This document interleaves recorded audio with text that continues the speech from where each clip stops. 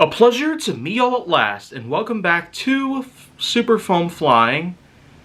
And today, let's go and take a bit of a trip back to not too far into the past, say about 10 years. Here we have ourselves a stock modulus blaster. That's right, a blaster that's also a stock.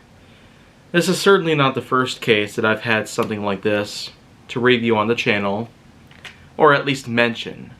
But the main thing about this one is that it can hold one round right above the stock adapter and also fire one, like so. Rinse and repeat if you like. And how it does as a stock, I actually haven't really tested this out. Here we have ourselves the pulverizer, just to show it in action. As you can see, it doesn't really match up all too well, which is sort of a shame, but,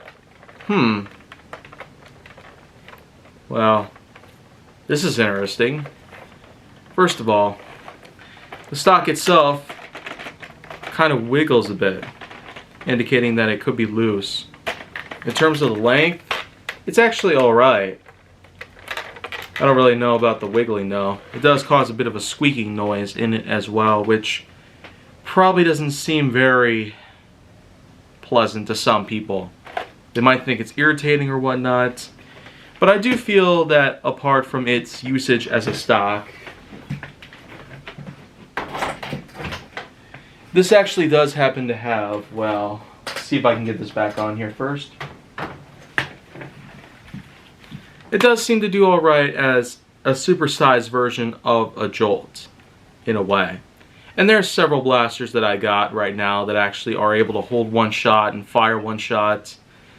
But I still do feel sometimes that this in particular could probably be better, at least by any means.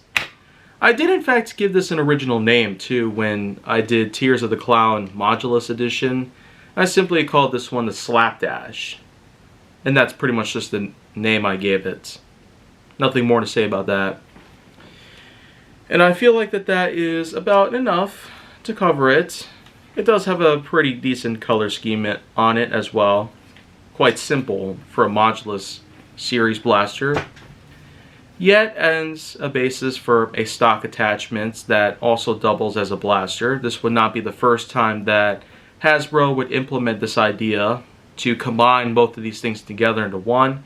Especially if you recall from when I talked about the Stockshot from Super Foam Flying's original iteration, which was the precursor known as Flying with the Foam, that I did all the way back in Season 1. So, when you really think about it, there's really a lot of possibilities that I might have. But if you want to see more, go down to my channel to make sure that you like, subscribe, comment, follow me on social media, and stay on the Hollywood side.